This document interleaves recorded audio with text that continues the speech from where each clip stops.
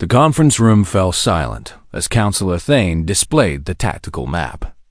Red markers covered the outer colonies like a spreading disease.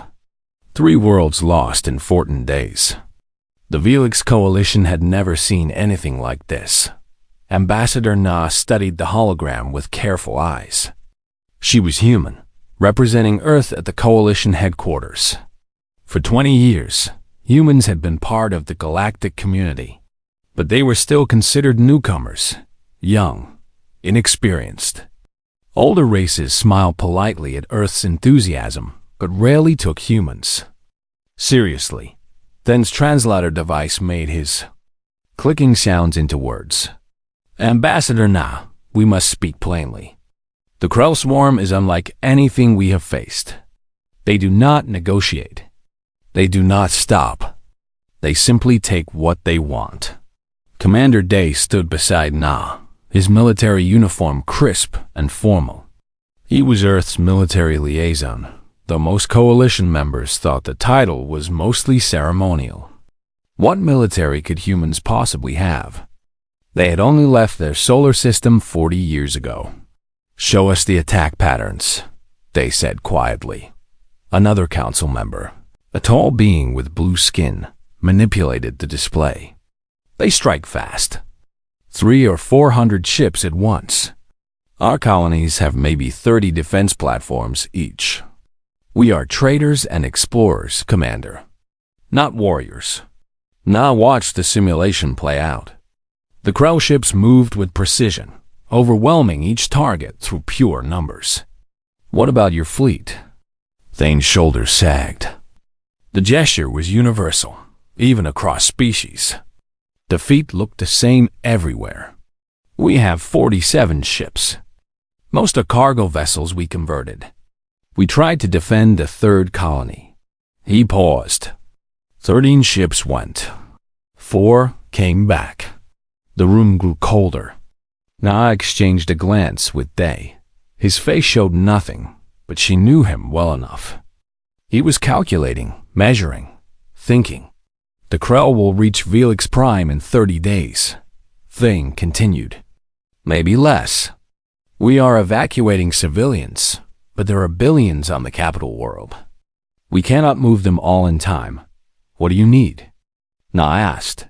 Thane seemed surprised by the direct question. Ambassador, we understand Earth is far away. We know your people are still building your fleet. We would not ask for much. Perhaps a squadron? Some military advisors? Any help, however modest, would show the Krell that we have allies. Na kept her expression neutral. The Velix thought humans had a few dozen ships at most. Let them think that for now. I will send the request immediately. We understand if Earth cannot spare any forces, another counselor said gently. You have your own worlds to protect. We would not think less of humanity if you must refuse. They smiled then, just a little. We will send your request today. You should prepare your people, Counselor Thane. Prepare them for what? Evacuation? No, they said. Prepare them for hope. After the meeting, Na and Day walked through the quiet corridors of the coalition station. Other species passed them, some nodding politely, others barely acknowledging the humans. They were used to it. They think we will say no, they observed. They think we have nothing to send, Na corrected. To them, we are children playing at galactic politics. They pulled out his communication device. I will send the message to Admiral Sung now. What do you think he will say? I think, they said carefully, that the Admiral will want to know everything about the Krell swarm. And then he will want to know how fast we can get there. Na smiled. The Council thinks we might send 20 ships. Let them think that. The message went out on the encrypted Earth military channel. It traveled through the quantum communication network, reaching Earth Command in seconds despite the light years between. They kept it simple and direct, the way military reports should be. Coalition under attack. Krell swarm, expansionist hive mind species. 3 colonies lost. Velix Prime threatened. Approximately 300 Krull warships. Coalition has 47 ships, mostly converted civilian vessels. Requesting immediate assistance, he added tactical data, everything the Coalition had shared about Krull weapons, ship designs, and attack patterns. Then he sent it. On Earth, in the command center that coordinated all human military operations, Admiral Soong received the message. He read it twice. Then he called for his staff. Back on the Coalition station, Thane was addressing his people. The speech was broadcast across every Velix world. He spoke of courage and perseverance. He spoke of their ancestors who had explored the stars. He did not speak of defeat, but everyone could hear it in his voice. "We have asked our human allies for help," Thane said. "They are young, but they are kind. Whatever they can spare, we will be grateful for." In her quarters, Na watched the broadcast. She thought about Earth. She thought about the yards where ships were built, about the training academies where soldiers learned their craft, about the defense networks that protected human space. The galaxy thought humans were weak because they were new. They thought Earth would send a token force, if anything. A few ships to show solidarity, but nothing that would matter. Na looked at the stars outside her window. Somewhere out there, the Krull were coming. And somewhere else, Earth was preparing its answer. She wondered how the galaxy would react when they learned the truth about humanity. When they saw what humans could do when their friends needed help. "They expect 20 ships," she said to the empty room. "They are going to be very surprised." The War Council chamber on Earth was built deep underground, protected by layers of steel and stone. Around the table sat the most powerful military leaders in human space. At the head sat Admiral Soong, his gray hair showing the years he had spent protecting humanity. "Show them," he said simply. Captain Yun stood and activated the main display. Images of Krull ships filled the screens. Dark halls covered with weapon ports. Ships designed only for war. "The Krull swarm," Yun began. "Hive mind species. Everything we have learned says they think as one. No individual thoughts. Perfect coordination in battle. Numbers?" asked General B.O., head of the Marine Forces. "Their attack on the Velix colonies used roughly 300 ships each time. Intelligence suggests they have thousands more, maybe tens of thousands."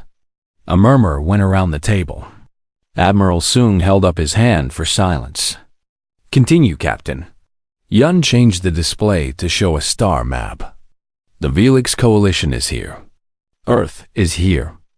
The Krull swarm is expanding from this region." She drew a line with her finger. "If they take the Velix worlds, they will be 60 light years from our outer colonies." The room went very quiet. "They are not just threatening the Velix," Soong said. "They are threatening us. This is not about helping a friend, though that would be reason enough. This is about stopping an enemy before they reach our doorstep." "What do we know about their technology?" asked Admiral Kang, commander of the carrier groups. "Advanced, but not beyond what we can handle," Yun replied. "Their weapons are energy-based, similar to ours. Their shields are strong. Their advantage is numbers and coordination. They swarm their targets, attacking from all sides at once. Tactics? Aggressive.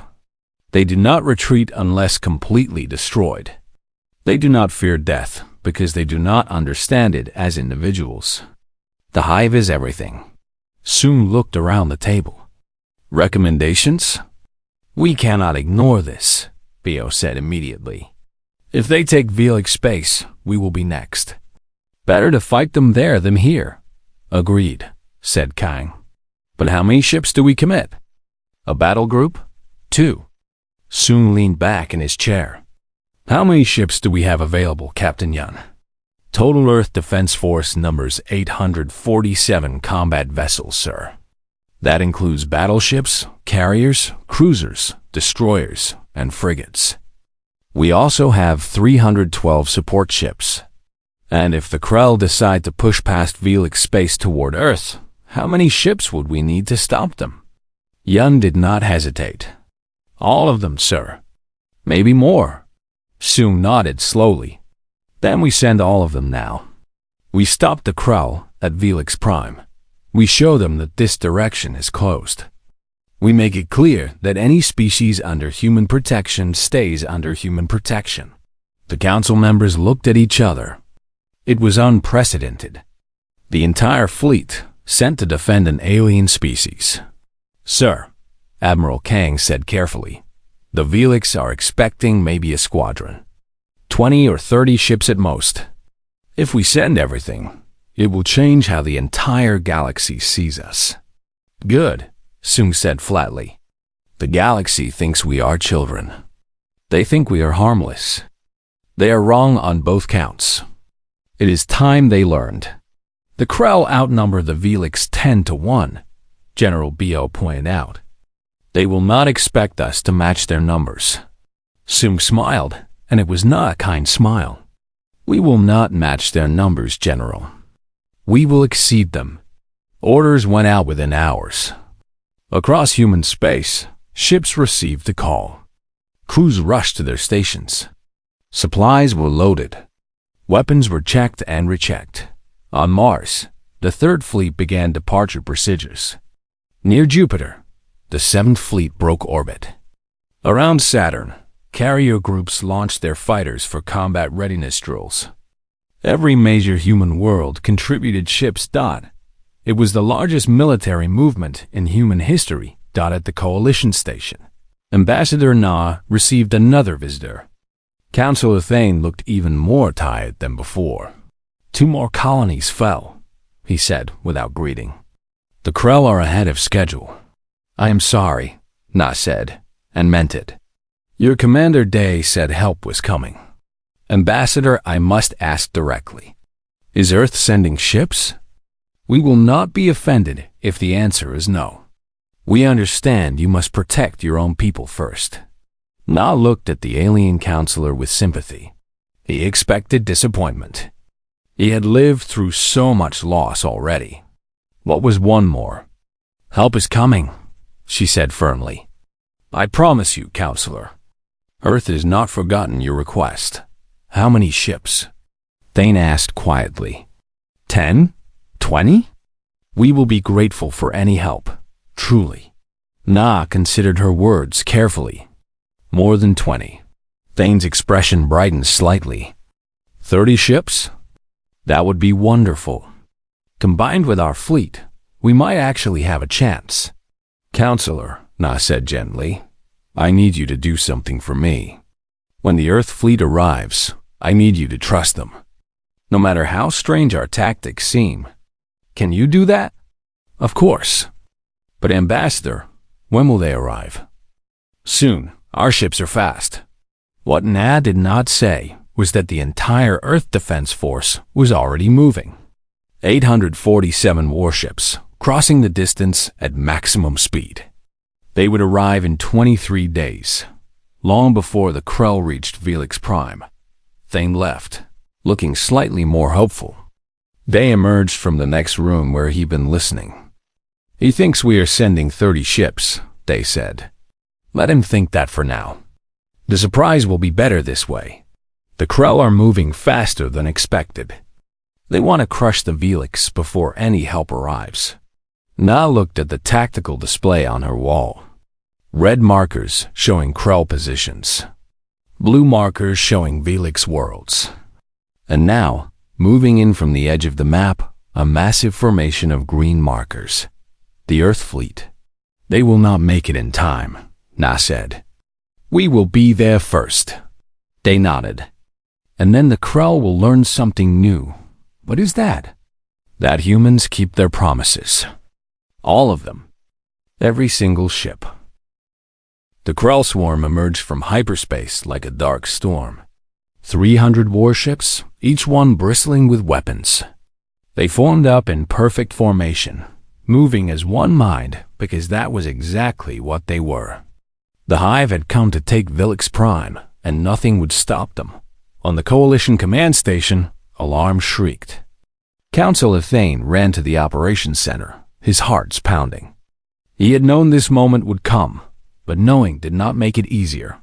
"Report," he demanded. "Krell swarm, 300 ships confirmed. They are holding position at the system edge. Scanning our defenses. What do we have?" The tactical officer looked up with sad eyes. 47 ships, Counselor. Everything we could gather. Most are cargo ships with weapons strapped on. Thane felt the weight of billions of lives pressing down on him. Every Velix on the planet below was counting on him. He had failed them. "Any word from Earth?" he asked quietly. "No, sir. Nothing." Of course not. Earth had probably sent what they could, but it would not be enough. Maybe 20 ships if they were generous. Against 300 Krell warships, it would not matter. "Move our fleet into defensive positions," Thane ordered. "We will make them pay for every inch." Ambassador Na stood beside him, Commander Day on her other side. She looked calm, almost peaceful. Thane envied that. She could leave on a shuttle. Her people were safe, far away. The Krell had no quarrel with Earth yet. "You should evacuate, Ambassador," Thane said. "There is no reason for you to die here." Na smiled. "I am not going anywhere, Counselor." "The Krell are moving," the tactical officer announced. "They are beginning their attack run." On the screens, the Krell fleet began to advance. Slow at first, then faster. They would hit the Velix defense line in minutes. Thane closed his eyes. This was the end. "Sir," the sensor operator shouted. Multiple hyperspace signatures detected. Thane's eyes snapped open. Where? Behind the Krell fleet. Big signatures. Really big. The main screen shifted. Space was tearing open, the way it did when ships emerged from hyperspace. But these were not small tears. These were massive ruptures in reality itself. The first ship came through, and Thane stopped breathing. It was huge. A battleship that dwarfed anything the Velix had ever built. Gray hull, bristling with weapon ports and armor plating. Human design. Earth markings on the side. Then another ship emerged. And another. And another. How many? Thane whispered. The sensor operator was frantically counting. 10, 20, 50. Counselor, they are still coming through. More and more ships poured into the system. Battleships, carriers, cruisers, destroyers, frigates. They spread out in perfect formation, like a wall of steel between the Krell and Velix Prime. 100 ships, the operator called out. 200. 300. The count kept climbing. 400. 500. 600. Thane could not speak. Could not think. The numbers were impossible. 800, the operator said, his voice shaking. 847 human warships, plus 312 support vessels. The entire operations center fell silent. Every being there, from a dozen different species, stared at the screens in complete disbelief. They sent everyone, Thane whispered. By the ancestors, they sent their entire fleet. On the flagship, the EFS Indomitable, Captain Jin stood on the bridge and surveyed his tactical display. The Krell fleet was directly ahead. The Velix Defense Force was to his right, looking tiny and fragile. And behind him, stretching across space like an ocean of metal, was the Earth Defense Force. Lieutenant Tay, status report, Jin ordered. All ships in position, Captain. Battle groups organized. Fighter wings ready for launch. All weapons charged and locked on target. Communications, open a channel. All frequencies. I want everyone to hear this. Channel open, sir. Jin took a breath. This was the moment. This was when Earth announced itself to the galaxy. Attention, Krell Swarm. This is Captain Jin of the Earth Defense Force. The Velix Coalition is under the protection of humanity. You have entered this system with hostile intent. You have one opportunity to withdraw. We strongly suggest you take it. There was no response from the Krell. They did not negotiate. They did not communicate. They simply attacked. Captain, Tay said, the Krell are reforming. They are trying to surround us. Jin almost laughed. The Krell thought they could swarm 300 ships. They had never faced 800 before. All ships. This is Admiral Sum. A voice came over the fleet channel. The Krell have chosen to fight. Very well. Teach them why that was a mistake. All units weapons free. Show them what happens when they threaten our friends. On the Coalition station, Thane watched in amazement as the human fleet moved. They did not charge forward in a disorganized mass. They did not panic. They moved with precision and purpose. Battle groups coordinating with each other like dancers in some deadly performance. Carriers moved to the center, launching fighters. Hundreds of small craft poured out, forming clouds of steel and fire. Battleships took up positions on the flanks, their massive guns tracking Krell targets. Destroyers and frigates spread out in screening formations. They have done this before, they said quietly beside Thane. What? This formation. These tactics. Humans have fought wars like this. Not in space, but on their oceans. On their land. In their air. We have been preparing for this our entire history. The Krell fleet began to accelerate, moving to attack. They were still confident. 300 ships was more than they usually needed. The Krell do not understand, Na said softly. They think numbers are everything. They are about to learn differently. What do you mean? Thane asked. Na turned to him and her eyes were hard. Humans do not fight wars to survive, counselor. We fight wars to win. Completely. Absolutely. And we have been very, very good at it for a very long time. On the tactical display, the two fleets rushed toward each other. The Krell swarm, 300 ships strong, veterans of dozens of conquests. The Earth Defense Force, 847 warships, representing the unified military might of humanity. Jin watched the distance close. 500 kilometers. 400. 300. All ships, he said calmly. Fire. And the Battle of Velix Prime began.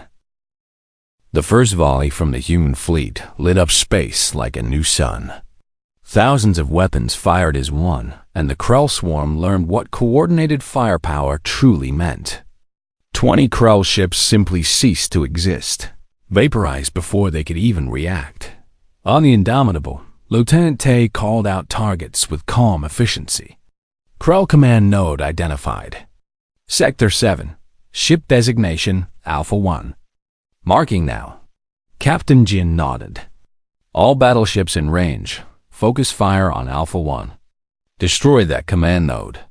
6 human battleships turned their weapons on a single Krell vessel. The ship was large, covered in armor and shields. It had survived dozens of battles. It lasted 8 seconds against concentrated human fire. The Krell fleet shuddered as the command node died. For a moment, they lost coordination. Just a moment, but in battle, moments were everything. Second wave fire, Jin ordered. More Krell ships exploded. The human fleet was not just shooting wildly. Every shot was calculated. Every target was chosen for maximum effect. Lieutenant Tay and thousands of other tactical officers across the fleet worked together, sharing data, marking targets, creating a network of death that the Krell could not escape. The Krell adapted quickly. They split into smaller groups, trying to swarm individual human ships from multiple angles. It was a tactic that had worked against the Velix. It did not work against humans. Krell forces attempting to encircle Battle Group 3, Tay reported. Deploy fighters, Jin said. Let them see what they are dealing with. From the carrier F's Defiant, Commander Hana led her fighter wing into the chaos. 200 small craft, each one piloted by a human who had trained for this their entire career. They moved like a school of fish, turning and weaving through space. Break by squadrons, Hana commanded. Hit their flanks. Don't let them coordinate. The fighters screamed through the Krell formation, weapons blazing. They were too small and too fast for the Krell's heavy weapons to track effectively. Every pass destroyed or crippled a Krell ship. The Krell tried to swat the fighters like insects, but there were too many, moving too fast, working together too well. On the Coalition station, Counselor Thane watched the battle with his mouth open. The Velix had never seen warfare like this. The humans fought with a grace and precision that seemed impossible. Every ship knew exactly where to be. Every weapon fired exactly when it should. They are dancing, he whispered. Ambassador Na heard him. Yes, humans have an expression. The fog of war. It means battle is confusing and chaotic. But we have spent thousands of years learning how to fight through that fog. Learning how to coordinate. Learning how to win. On the battlefield, the Krell were learning the same lesson. They outnumbered the Velix 10-1 and had won easily. But now they were outnumbered 3-1 themselves, and nothing in their experience had prepared them for this. Krell ships are trying to retreat, Tay reported. Jin checked the tactical display. About 80 Krell ships were breaking formation, trying to run. He opened a channel to Admiral Soong. Admiral, enemy forces attempting to flee. Orders? Sung's voice was cold. They came here to destroy an entire civilization. They do not get to leave. Pursue and destroy. Destroyer squadrons broke away from the main fleet, chasing the fleeing Krell. They were faster than the Krell warships. Within minutes, the would-be escapees were caught and eliminated. The main Krell force was still fighting, but their coordination was breaking down. Every time a command node was destroyed, the hive mind fractured a little more. They were losing the ability to think together, to act as one. Sir, Tay said, Krell forces are attempting to ram our ships. Jin had expected this. When the Krell were desperate, they turned to suicide tactics. All ships, evasive maneuvers. Do not let them touch you. The human ships moved like they were alive, sliding away from the Krell rams, firing as they moved. The Krell could not match their maneuverability. Deploy marine boarding teams, Admiral Soong ordered across the fleet. Any Krell ship that is disabled but intact is a prize. Take them. Commander Wu had been waiting for this order. He commanded 3,000 Marines spread across 24 assault ships. All teams, you know your jobs. Get in, secure the ships, get out. Watch each other's backs. The assault ships were small and fast, designed for exactly this purpose. They latched onto disabled Krell vessels and burned through the hulls. Marines poured inside, wearing armored suits and carrying weapons that could punch through Krell armor. The Krell fought with ferocity. They did not fear death. But the human Marines fought with something more powerful than fearlessness. They fought with training, with discipline, with the knowledge that their brothers and sisters depended on them. Commander Wu led his team through the corridors of a Krell ship. The air was thin and hot, the lighting strange. They moved in tight formation, covering each other, checking corners, exactly as they had practiced 10,000 times. Contact ahead, someone called. Krell warriors appeared, firing energy weapons. The Marines returned fire, using cover, supporting each other. In 60 seconds, the corridor was clear. Ship secured, Wu reported. Krell crew neutralized, marking this vessel for recovery. Across the battlefield, similar scenes played out. Human Marines taking Krell ships one by one, turning the enemy's own vessels into trophies. The battle had been raging for 6 hours. The space around Velix Prime was filled with debris and dead ships. Most of it was Krell. Krell forces down to 73 ships, Tay reported.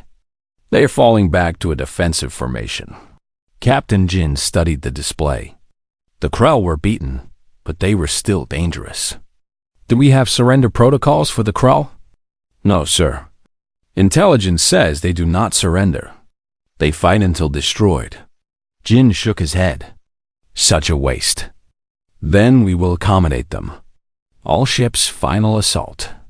Let us end this. The human fleet closed in like a vice. The remaining Krell ships tried to break out, tried to find any escape. There was none. The Earth Defense Force was everywhere, coordinating perfectly, moving together like a single massive organism. The last Krell command ship died at the hands of the Indomitable. Captain Jin watched it burn and felt no satisfaction. Only relief that it was over. Cease fire, Admiral Sung ordered. All ships, report status. The reports came in. 3 human ships destroyed. 12 damaged but repairable. 9,000 casualties, most of them injuries rather than deaths. Against 300 Krell warships, it was a miracle. Krell forces destroyed or captured, Tay reported. 207 ships destroyed. 73 captured. 20 fled into hyperspace before we could stop them. Jin nodded. Signal the Admiral. Battle group complete. Velix Prime is secure. On the Coalition station, Counselor Thane stood in silence. Around him, every being in the Operations Center was equally quiet. They had just witnessed something that would be remembered for generations. The day humanity showed the galaxy what it could do. They won, Thane said, his voice full of wonder. Against 300 Krell ships, they just won. Ambassador Na placed a hand on his shoulder. I told you help was coming, but I did not understand. I could not have imagined. Your people, they are warriors. When we must be, Na said quietly. We do not love war, Counselor. But when someone threatens our friends, we do not hesitate. We do not hold back. We end the threat. Thane looked at the human ambassador with new eyes. The galaxy needs to know about this. Oh, Na said with a small smile. They will. Trust me, they will. 3 weeks after the Battle of Velix Prime, the last occupied colony was liberated. The human fleet had moved through Velix space like a storm, crushing every Krell garrison they found. The swarm had tried to hold their stolen worlds. It had not mattered. On the 4th day, the Krell sued for peace. They retreated to their core territories and sent a message that their expansion in this direction was over. Forever. Now. In the Grand Council chamber of Velix Prime, representatives from across the Coalition gathered to meet with the humans who had saved them. Counselor Thane stood at the center, with Admiral Sung, Ambassador Na, and Commander Day beside him. The room was packed. Every species in the Coalition wanted to see the humans up close, to understand them, to thank them. Thane spoke first, his words broadcast across every world in the Coalition. 3 weeks ago, we faced extinction. The Krell swarm had taken our colonies. They were coming for our homeworld. We had no hope. He paused. We asked our human friends for help. We expected a few ships, maybe a token force to stand with us in our last moments. He turned to Admiral Sung. They sent 847 warships. The entire Earth Defense Force, every ship they had. They came here and destroyed the Krell in a single battle. Then they hunted down every Krell garrison in our space and freed our people. The chamber erupted in applause. Beings from a dozen different species stood and cheered. Thane had to wait several minutes for the noise to die down. Admiral Sung, Thane said formally, I must ask the question that everyone here wants to know. We requested modest assistance. Why did you send everyone? Sung stood and looked around the chamber. He was not a young man. His hair was gray. His face showed the lines of someone who had carried heavy burdens. But his eyes were clear and steady. The Velix Coalition sent a distress call, Sung said simply. You told us you were under attack. You told us your people were dying. What did you expect us to do? We expected you to send what you could spare, Thane said. A squadron. Perhaps two? Not your entire fleet. Counselor, humanity has a simple philosophy. When our friends are threatened, we do not send just enough help. We send overwhelming force. We send everything we have. We end the threat completely, so it can never threaten anyone again. Commander Day stepped forward. Besides, you are our allies. We do not do things halfway. It is not in our nature. A counselor from another species spoke up. But Admiral, you left Earth undefended. What if another threat had appeared while you were here? Sung smiled. Then we would have hurried back. But the Krell were the largest threat in this region. Captain Yun, our intelligence officer, identified them as expansionist. If we had not stopped them here, they would have continued growing. Eventually, they would have reached Earth. He shrugged. Better to stop them now, decisively, than fight them later when they were stronger. Captain Yun added, the Krell tested the Velix because you seemed weak. They thought they could take what they wanted. We needed to show them, and everyone else, that attacking coalition members has consequences. Thane nodded slowly, beginning to understand. So this was not just about helping us. This was about strategy. It was about both, Na said gently. Yes, we saw the strategic value in stopping the Krell here. But Admiral Sung was also right. You are our friends. When the call came, there was never any question about whether we would help. The only question was how much force to send. And you chose everything, Thane said. We chose to win, Sung corrected. When humanity goes to war, we do not fight to survive. We fight to achieve victory. Complete victory. We study war. We prepare for it. We hope to never need it. But when we do, we use every lesson our ancestors learned over 10,000 years of conflict. The chamber was silent now. Everyone was listening carefully. I need to understand something, Thane said. Your species is young. You have been in space for only 40 years. We thought you had maybe 50 ships. 100 at most. Where did 800 come from? Commander Day answered this time. Humans have been building warships for centuries, Counselor. We built them for our oceans. When we reached space, we simply continued. We built ships for every possible threat. We built them in hidden shipyards. We built them in secret because we did not know what was out here in the galaxy. We wanted to be ready for anything. You hid your strength, another counselor said, almost accusingly. We protected ourselves, Na replied. The galaxy treated us like children, harmless, weak. We let you think that because it was safer. But we were always ready. Admiral Sung looked around the room. Let me be clear. Earth does not seek to dominate anyone. We do not want an empire. But we will protect our friends. Absolutely. Without hesitation. Without holding back. The Krell learned that, they said. Now the rest of the galaxy knows it too. Later that day, Ambassador Na walked through the streets of Velix Prime with Commander Wu, the Marine commander. Human soldiers were helping with reconstruction, fixing buildings, distributing supplies. Children from several species played nearby, some of them wearing human uniforms they had been given as souvenirs. We changed things, Wu said quietly. The galaxy will never look at us the same way again. Is that bad? Na asked. I do not know. Before, we were dismissed as harmless. Now we are feared. Better to be respected than dismissed, Na said. And we earned that respect honestly. We saved lives. We stopped a threat. We kept our promises. Wu smiled as a Velix child ran up to him, asking to see his sidearm. He carefully showed the child the weapon, keeping it safe, explaining how it worked. The child's eyes went wide with fascination. We are not just warriors, Wu said. We are protectors.